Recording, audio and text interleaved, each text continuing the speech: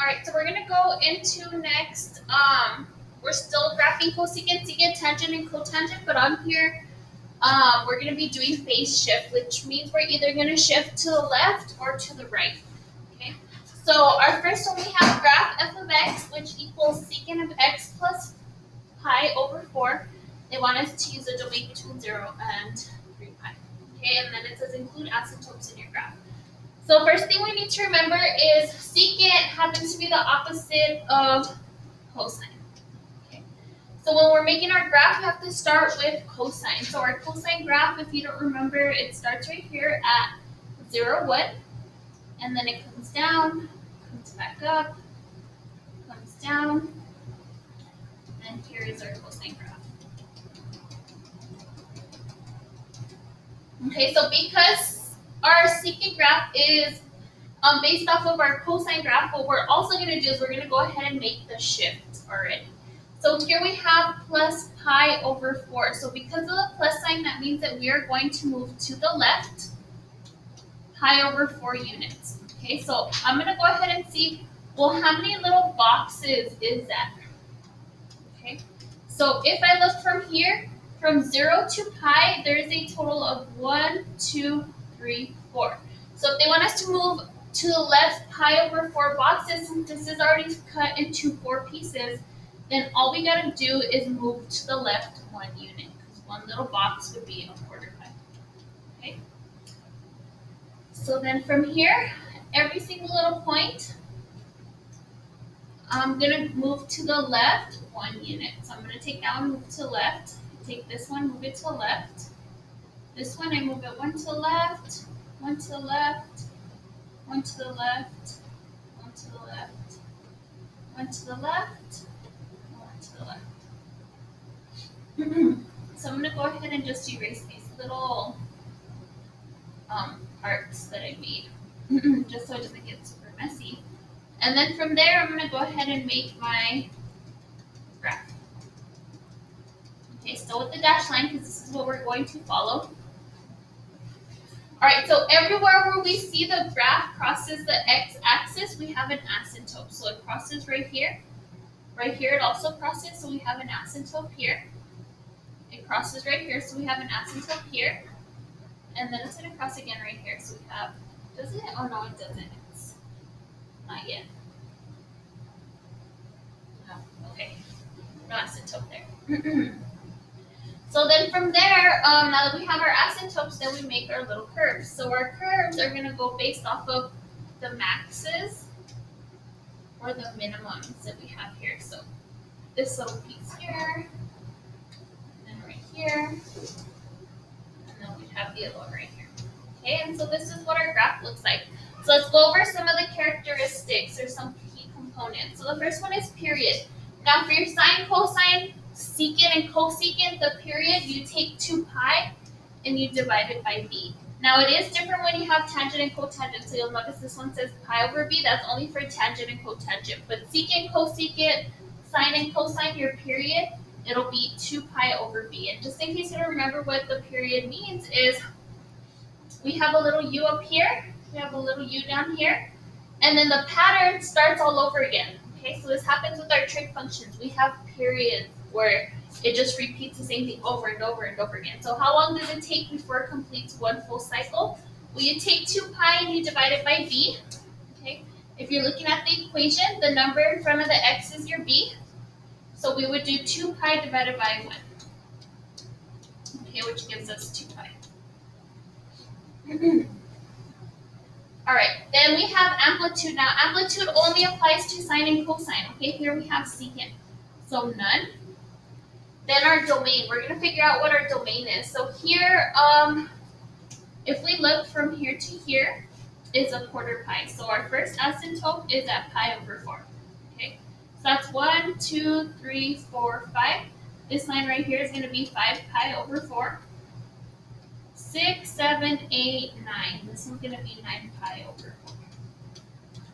Okay, so when we're writing our domain can be any number except for where we have asymptotes at, okay, because our graph doesn't go past those. It follows along them, but it does not equal those numbers. So the first one is pi over 4, 5 pi over 4, and 9 pi over 4. So we have this number that's in the front that changes, 1, 5, and 9. But then the pi is the same for all of them, and all of them are divided by 4. So I'm going to put that down. And so if we notice, this is 1 pi over 4, we add 4 to get to 5.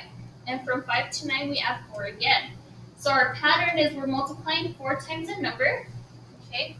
And then, so for example, 4 times 1 is 4, plus 1 is going to give me 5. Okay, 4 times 2 is 8, plus 1 gives me 9. And 4 times 0 is 0, plus 1 gives me 1. So that's how we get our asymptotes, okay? So our domain cannot equal these numbers. Why? Because we have asymptotes at those numbers. So this is going to be 4n plus 1 pi over 4. Then our range, okay? Our range is going to be a little bit different here. We're going to see how low our graph goes. So it goes down to negative infinity. And you're going to see our parabolas all start off at 1. Okay? And negative 1, sorry. And then they don't continue again till positive 1, and they continue to go up forever.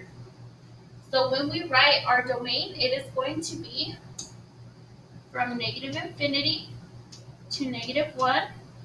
We have a little gap, and then it doesn't start back up until 1 to infinity.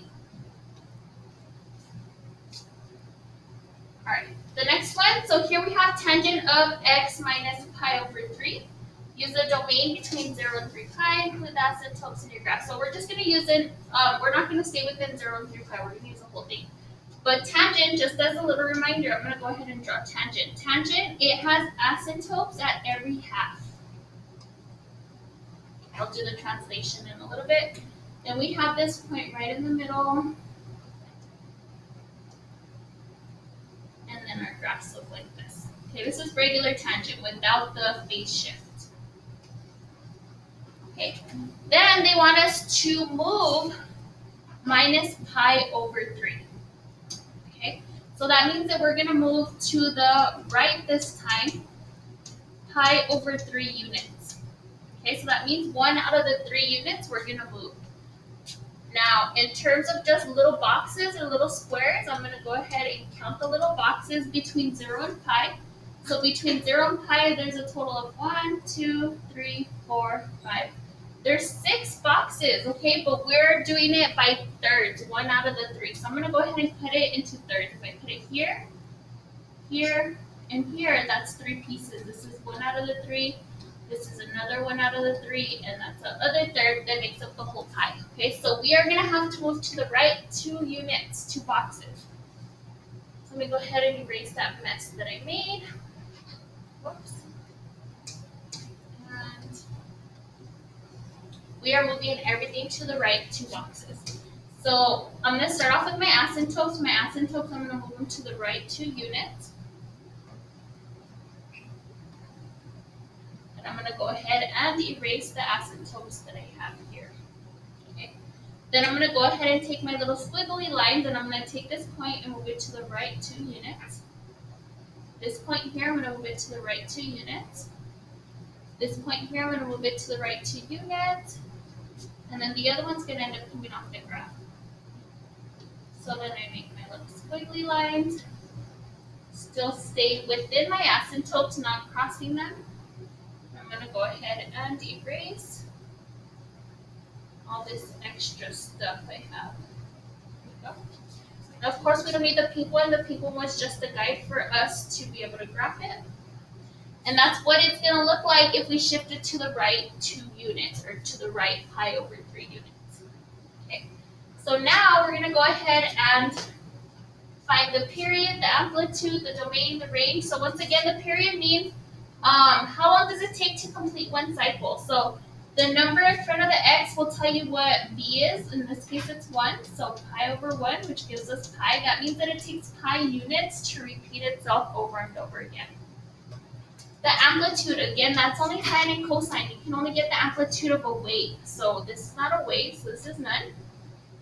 Domain. Domain is going to be all the real numbers except for where we have asymptotes. So we need to figure out where we have asymptotes. Okay.